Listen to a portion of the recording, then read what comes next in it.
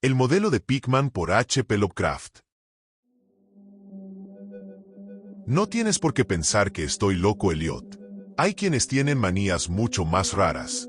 ¿Por qué no te burlas mejor del abuelo de Oliver, que ni siquiera se atreve a subirse a un coche? Si a mí no me gusta ese maldito metro, es problema mío. Además, en taxi llegamos más rápido.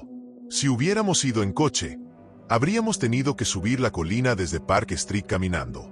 Ya sé que me ves más nervioso que el año pasado, pero no tienes que estar encima de mí todo el tiempo. Créeme que tengo razones de sobra, y Dios sabe que bastante tengo con seguir cuerdo. ¿Y ahora vienes con un interrogatorio? Antes no eras así de curioso. Está bien, si quieres saberlo, no veo por qué no contártelo. Tal vez debas oírlo. Después de todo, tú mismo no dejabas de escribirme como un padre preocupado desde que te enteraste de que había dejado de ir al club de arte y me había alejado de Pickman. Ahora que él ha desaparecido, he vuelto de vez en cuando al club, pero mis nervios ya no son los mismos. No sé qué fue de Pickman, y prefiero no imaginarlo. Tal vez creíste que sabía algo cuando me aparté de él, y por eso no quiero ni pensar en dónde podría estar. Que la policía busque lo que quiera, aunque no creo que encuentre mucho, sobre todo porque aún no descubren la vieja casa que alquiló en North End, usando el nombre de Peters. Ni siquiera estoy seguro de poder hallarla yo mismo, y ni loco lo intentaría de día. Solo sé, o al menos temo saber, por qué la usaba. Ya voy a llegar a eso, y creo que cuando termine vas a entender por qué no he dicho nada a la policía. Me pedirían que los llevara hasta allá, pero yo no podría volver a ese lugar, aunque supiera exactamente cómo llegar. Había algo allí, y desde entonces no puedo ni bajar al metro y si quieres reírte, hazlo, tampoco a ningún sótano. Supongo que ya sabías que no dejé a Pickman por las mismas razones tontas que tenían algunos mojigatos como la doctora Reid. Yo me noto como Bosworth. A mí el arte macabro no me espanta, y cuando alguien tiene el talento de Pickman, para mí es un privilegio conocerlo, sin importar lo oscuro que sea su trabajo. Boston nunca ha tenido un pintor como Richard Upton Pickman. Lo dije desde el principio y lo sigo diciendo. Ni siquiera me escandalicé cuando mostró su obra La Cena del Demonio. Eso fue, si lo recuerdas, lo que hizo que Minot rompiera con él. Ya sabes que para hacer arte como el de Pickman se necesita algo más que técnica. Se necesita comprender profundamente la naturaleza y el miedo. Cualquiera que quiera presumir en una revista puede llenar un lienzo con manchas y llamarlo pesadilla, aquelarre o retrato del demonio. Pero solo un verdadero artista puede hacer que eso en verdad nos cause terror o nos parezca real. Eso se debe a que solo un artista genuino conoce bien la anatomía de lo espantoso, la fisiología del miedo. Sabe exactamente qué proporciones, qué líneas despiertan en nosotros instintos dormidos o recuerdos heredados del horror. Sabe qué colores y luces provocan esa sensación de extrañeza que no podemos explicar. No tengo que decirte por qué un cuadro de Fuseli nos pone los pelos de punta, mientras que una portada barata de fantasmas nos da risa. Hay algo que esos verdaderos artistas logran ver, algo que está más allá de la vida misma, y durante un instante consiguen que nosotros también lo veamos. Doré lo tenía. Sim también. Angarola, allá en Chicago, sin duda lo tiene. Pero Pickman lo tenía como nadie más, y ojalá alguien lo vuelva a tener algún día. No me preguntes qué es eso que ven. Mira, así como en el arte tradicional hay una diferencia enorme entre lo que sale de la observación directa y lo que inventa un artista encerrado en su estudio, lo mismo ocurre con los pintores como Pickman. Él no se imaginaba cosas por capricho, como haría un aficionado. Yo diría que tenía una visión especial, algo que le permitía crear modelos o incluso reproducir escenas auténticas de un mundo espectral en el que parecía vivir. Y eso se nota. El resultado que logra un artista como él es tan diferente del de un farsante como lo es el trabajo de un pintor profesional comparado con el de alguien que aprendió a dibujar por correspondencia. Si alguna vez yo hubiera llegado a ver lo que vio Pickman. Pero no, mejor no. Vamos por un trago antes de seguir. Dios mío, no creo que pudiera seguir con vida si hubiera visto lo que ese hombre, si es que era hombre, llegó a ver. Tú recuerdas que lo más impresionante en la obra de Pickman eran sus rostros. No creo que nadie, desde los días de Goya, haya logrado tanta crudeza en una mirada o en un gesto. Y antes de Goya, Solo se podría comparar con los escultores medievales que crearon las gárgolas y criaturas en Notre Dame o en el monte Saint-Michel. Esa gente creía en cosas terribles, y quizá hasta las veía. La Edad Media tuvo sus momentos muy extraños. Recuerdo que un año antes de que se marchara, tú mismo le preguntaste a Pickman de dónde sacaba esas ideas, esas visiones. ¿No soltó una risa espantosa? Fue en parte por esa risa que Reid se alejó de él. Reid, como sabes, recién había empezado con la patología comparada y andaba lleno de teorías sobre la relación entre ciertos síntomas físicos o mentales y su importancia evolutiva. Decía que Pickman cada vez le causaba más repulsión, que había algo en sus facciones y en su expresión que parecía estar cambiando. Algo que ya no parecía humano. Hablaba mucho sobre la dieta de Pickman y aseguraba que debía de ser alguien muy excéntrico y hasta normal. Si tú y Reid llegaron a escribir sobre eso, supongo que le dijiste lo mismo que yo le dije, que no debía dejar que los cuadros de Pickman lo perturbaran o lo obsesionaran tanto. Pero que quede claro, yo no me alejé de Pickman por capricho. Al contrario, mi admiración por él seguía creciendo. Esa obra suya, La comida del Ghoul, fue una hazaña increíble. Ya sabes que el club se negó a exhibirla y que el Museo de Bellas Artes no quiso aceptarla ni como donación. Y debo decir que nadie la compró. Así que Pickman la tuvo guardada en su casa hasta que desapareció. Ahora la tiene su padre, allá en Salem. Ya sabes que Pickman venía de una familia muy antigua de Salem. Incluso tenía un antepasado que fue colgado por brujería en 1692. Con el tiempo, empecé a visitarlo cada vez más seguido, sobre todo cuando comencé a tomar notas para una monografía sobre arte macabro. Probablemente su trabajo me inspiró la idea. Y de todos modos encontré en él una fuente inagotable de datos y sugerencias mientras desarrollaba el proyecto. Me mostró todas sus pinturas y dibujos, incluso unos bocetos a tinta que, si los miembros del club los hubieran visto, lo habrían expulsado sin dudarlo. En poco tiempo me convertí casi en un discípulo, y pasaba horas escuchándolo hablar de arte y de sus extrañas ideas filosóficas, teorías tan descabelladas que bien podrían haberle conseguido un cuarto en el manicomio de Danvers. Mi admiración por él, sumada a que la mayoría de la gente ya lo evitaba, lo hizo confiar mucho en mí. Una tarde incluso me insinuó que, si era lo bastante discreto y no me asustaba fácilmente, podría mostrarme algo fuera de lo común. Algo mucho más fuerte que cualquier cosa que tuviera en casa. ¿Sabes?, me dijo, hay cosas que simplemente no encajan en Newbury Street. Cosas que están completamente fuera de lugar aquí, y que ni siquiera podrían concebirse en este entorno. Mi trabajo trata de capturar ecos del alma, y eso no lo vas a encontrar en una calle elegante y moderna construida sobre terreno rellenado. Back Bay no es realmente Boston. Aún no lo es.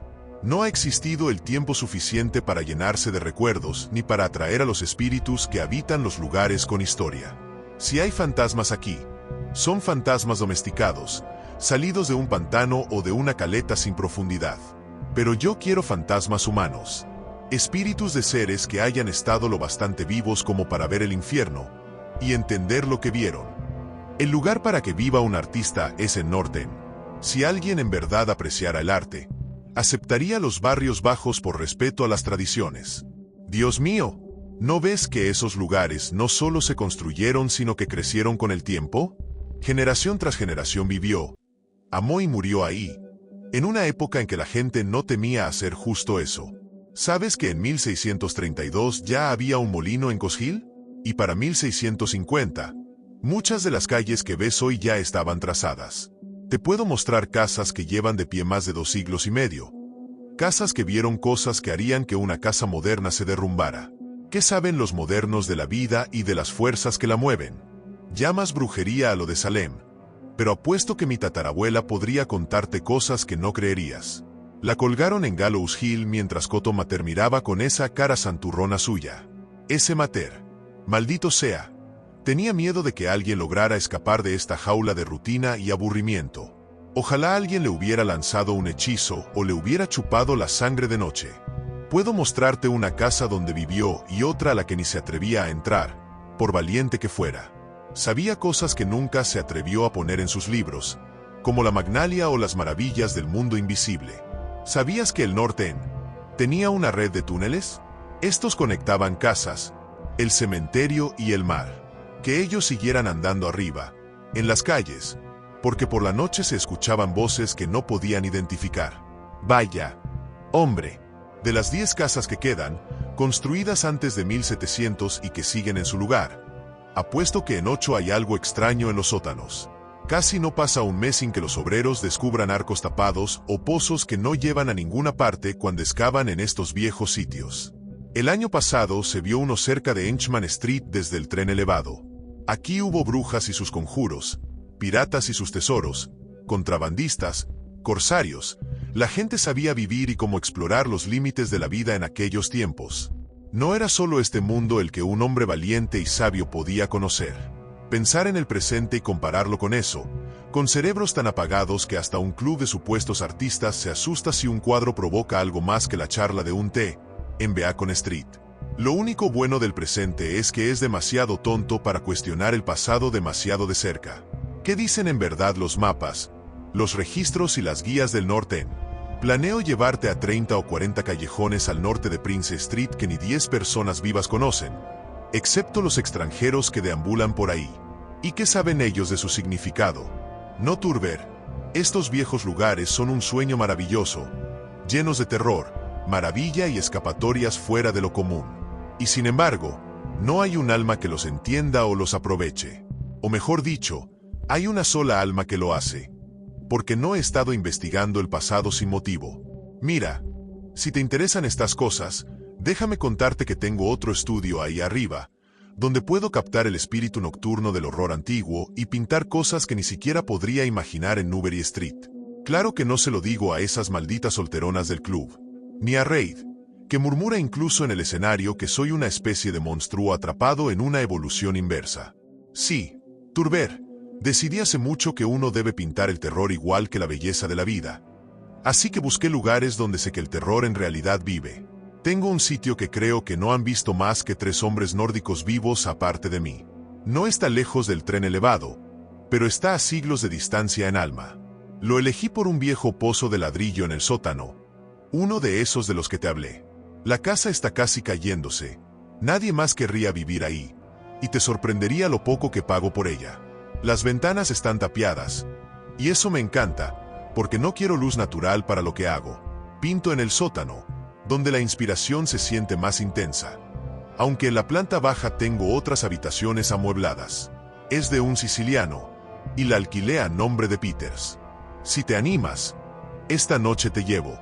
Creo que te gustarán las pinturas, porque, como dije, me he dejado llevar un poco. No es un recorrido largo. A veces voy caminando, porque no quiero llamar la atención con un taxi en un sitio así. Podemos tomar el autobús en la estación sur hasta Battery Street, y después caminar un poco. Bueno, Elliot, después de ese discurso solo me quedó una cosa por hacer. Evitar correr y caminar tranquilo hasta el primer taxi que vimos libre. Tomamos el tren elevado en la estación sur, y alrededor de la medianoche bajamos en Battery Street. Caminamos por el viejo muelle pasando Constitution Wharf. No me fijé en las calles transversales, y no recuerdo cuál tomamos. Solo sé que no fue alguna que conocía. Cuando giramos, subimos por el callejón más antiguo y sucio que he visto en mi vida, desierto y con fachadas derrumbándose, ventanas rotas de pequeños paneles y chimeneas arcaicas que se recortaban contra el cielo iluminado por la luna. No creo que hubiera 3 casas a la vista que no existieran en la época de Cotton Mather. Vi al menos 2 con aleros, y en una ocasión creí ver un tejado a 2 aguas de un tipo casi olvidado, aunque los anticuarios dicen que no queda ninguno en Boston. Desde ese callejón, con luz tenue, giramos a la izquierda hacia otro callejón aún más silencioso y estrecho, sin luz. En un minuto doblamos hacia la derecha. En la oscuridad, Pickman sacó una linterna y mostró una puerta antigua de 10 paneles, toda carcomida. La abrió y me guió por un pasillo desolado que alguna vez tuvo un revestimiento de roble oscuro, sencillo pero con una fuerte atmósfera de la época de Andros, Pips y la brujería. Luego me llevó a la izquierda, encendió una lámpara de aceite y me dijo que me sintiera como en casa. Mira, Elliot, yo soy de esos que la gente de la calle llamaría duros, pero te confieso que lo que vi en las paredes de esa habitación me dio mala espina. Eran sus cuadros. Sí, esos que ni siquiera pudo pintar o exhibir en Newbury Street. Y tenía razón cuando dijo que se había descuidado. Tómate otra copa, que yo la necesito de todas formas. No sirve de mucho que intente describirlos, porque el horror espantoso y blasfemo, la repugnancia insoportable y la peste moral surgían de simples trazos que ninguna palabra podría captar.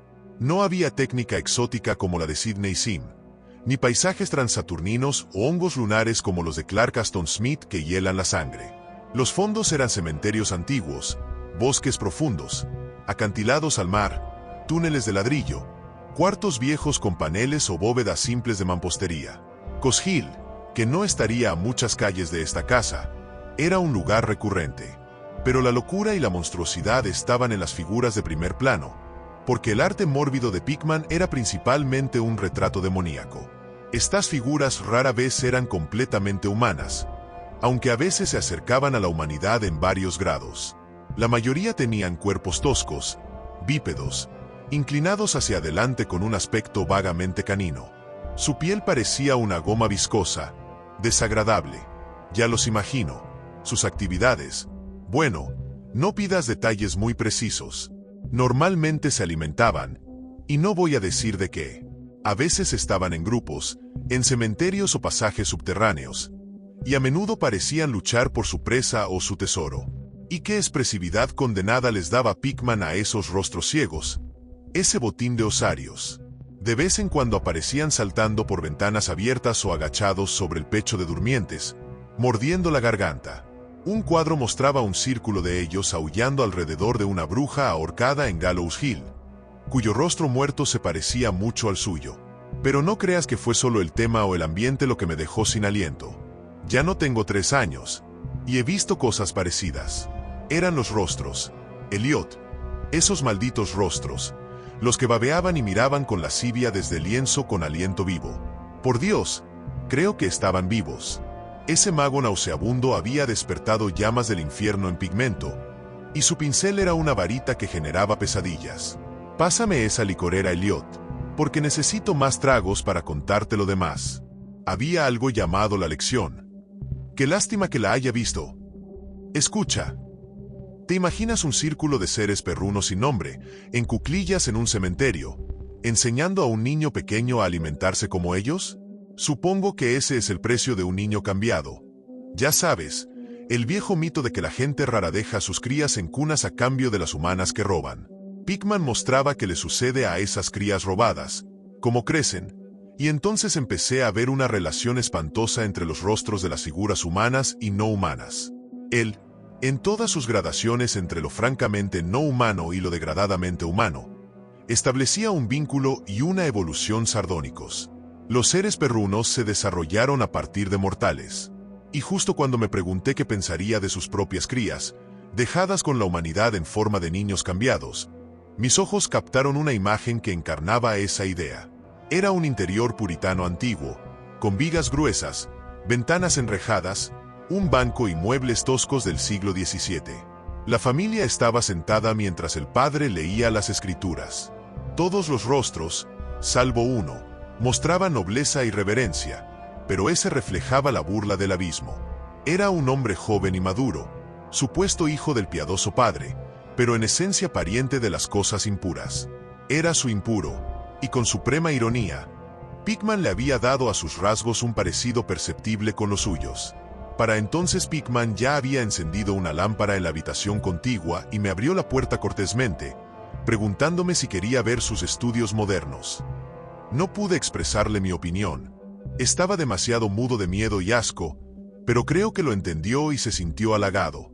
Y ahora quiero asegurarte, Elliot, que no soy un miedoso que grita por cualquier cosa. Soy de mediana edad, bastante sofisticado, y creo que me viste en Francia para saber que no me dejo vencer fácil. Recuerda también que casi había recuperado el aliento y me había acostumbrado a esas imágenes espantosas que convertían la Nueva Inglaterra colonial en un anexo del infierno. Pero, a pesar de todo, la habitación de al lado me hizo gritar de verdad, y tuve que agarrarme a la puerta para no caerme. La otra mostraba una manada de demonios y brujas invadiendo el mundo de nuestros antepasados, pero esta trajo el horror directamente a nuestra vida cotidiana. Dios mío, ¿cómo pintaba ese hombre? Había un estudio titulado Accidente de Metro, donde una bandada de esos seres viles trepaba desde una catacumba desconocida por una grieta en el suelo del metro de Boylston Street y atacaba a la multitud en el andén. Otro mostraba una danza macabra en Coast Hill entre las tumbas, con el fondo actual. Luego un sinfín de vistas de sótanos, con monstruos arrastrándose por agujeros y grietas en la mampostería, sonriendo mientras se agachaban detrás de barriles u hornos, esperando que la primera víctima bajara las escaleras.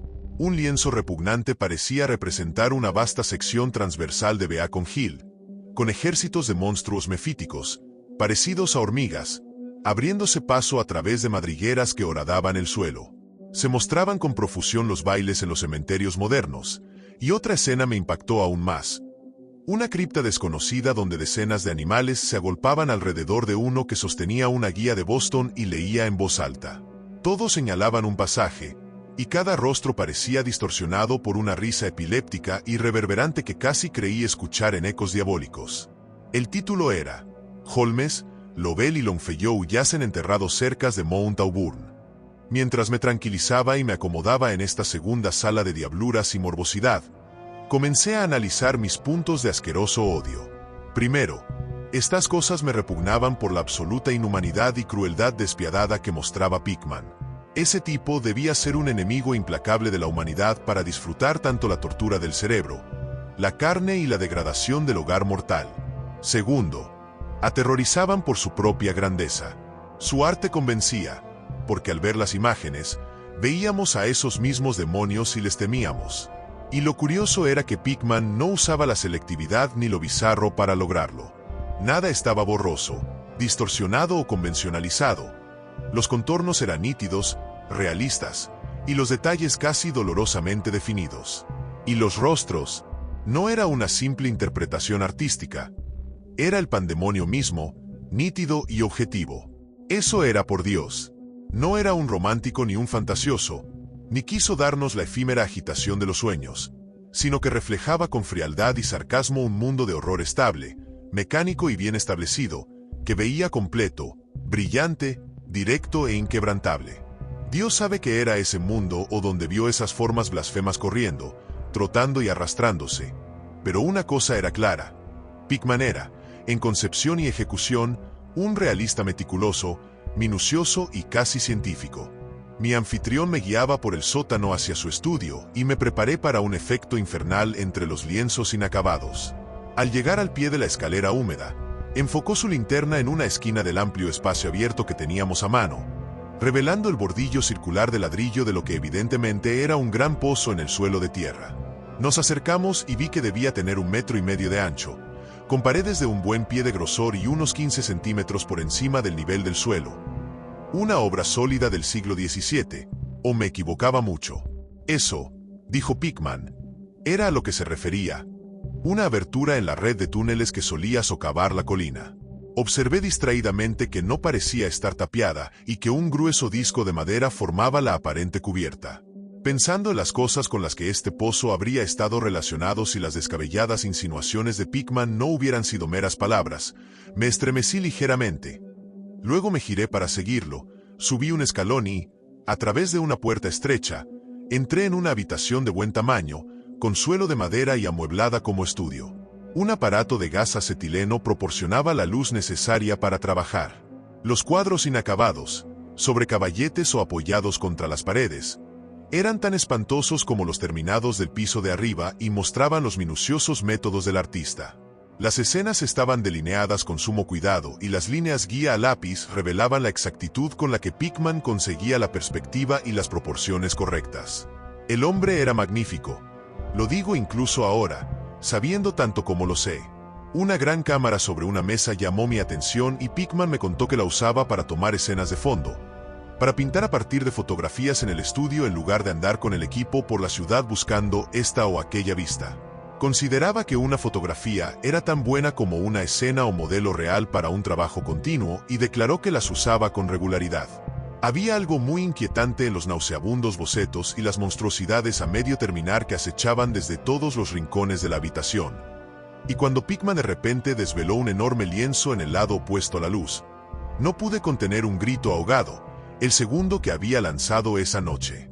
Resonó una y otra vez por las oscuras bóvedas de aquel antiguo y salitroso sótano, y tuve que contener una oleada de reacciones que amenazaban con estallar en una carcajada histérica. Pero de aquel lienzo que me mostró, no sabía cuánto era real y cuánto una fantasía febril. No me parece que la tierra pueda albergar un sueño así.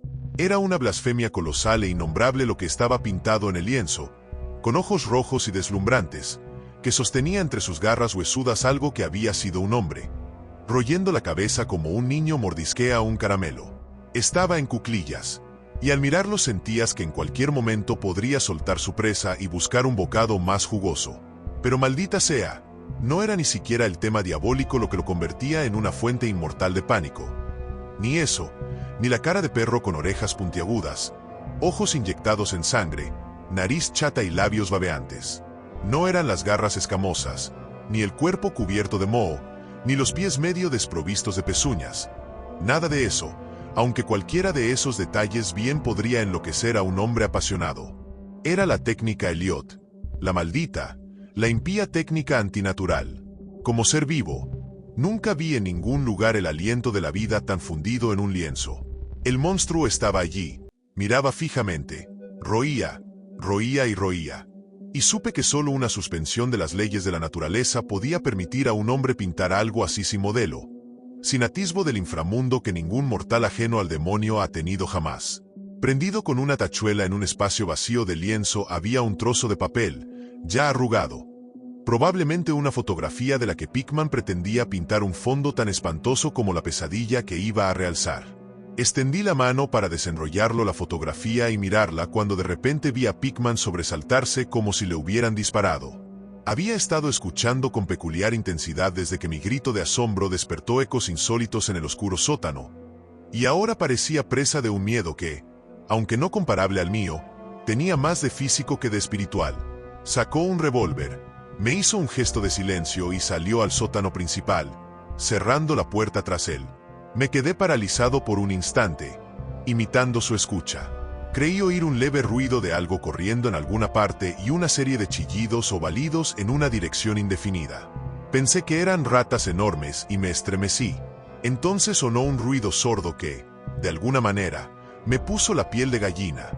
Un ruido furtivo, a tientas, difícil de describir.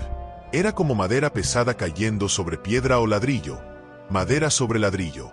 Volvió a oírse, y esta vez más fuerte. Hubo una vibración, como si la madera hubiera caído más lejos que antes.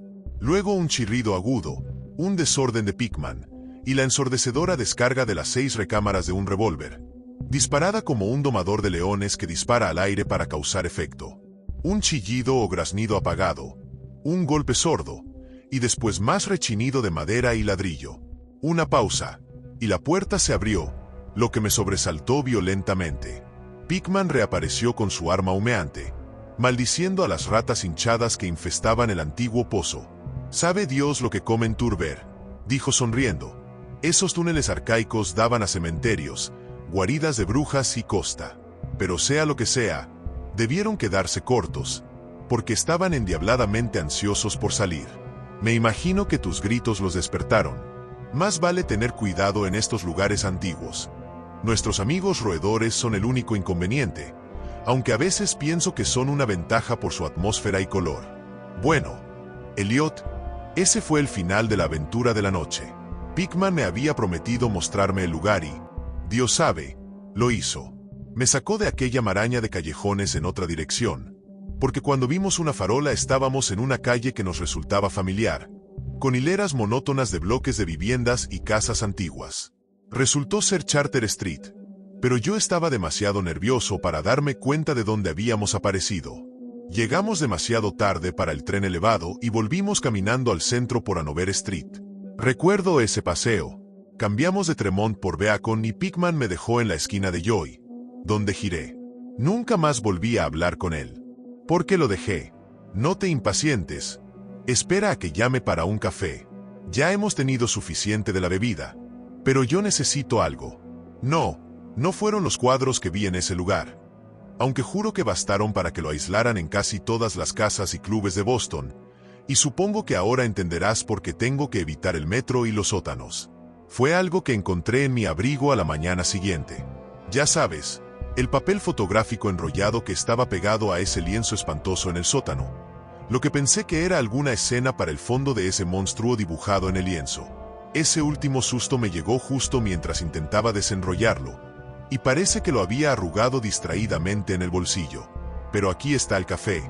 Tómalo solo, Elliot, si eres sabio. Sí, ese periódico fue la razón por la que dejé a Pickman, Richard Upton Pickman, el artista más grande que he conocido, y el ser más repugnante que jamás haya cruzado los límites de la vida hacia los abismos del mito y la locura. Elliot, el viejo rey, tenía razón.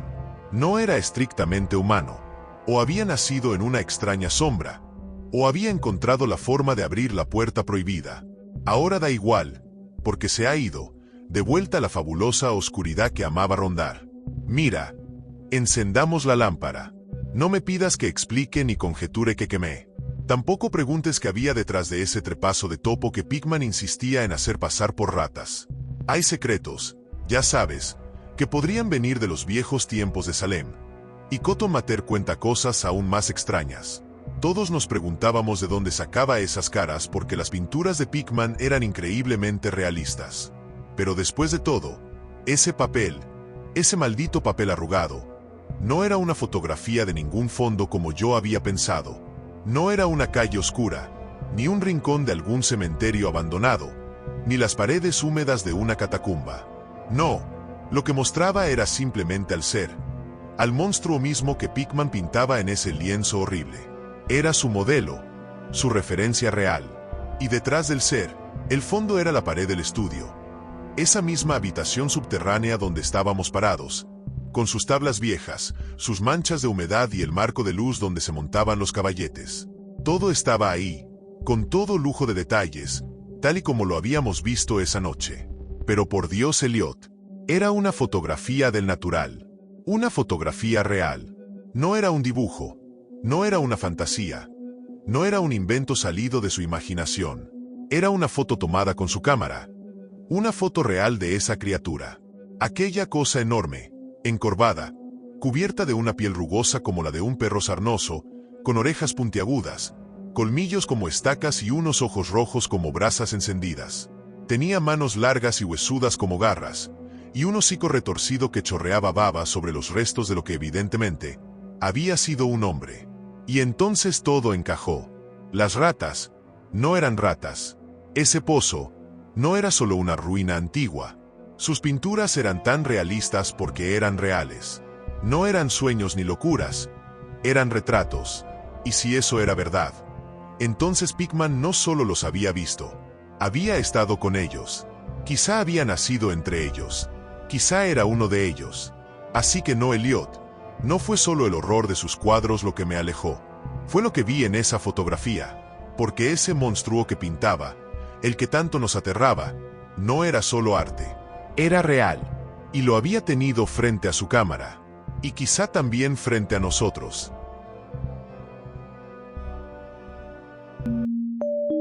Si te gustó esta historia, considera darle like, suscribirte y compartirlo. Se vienen más historias increíbles. No te las pierdas. Gracias por escuchar.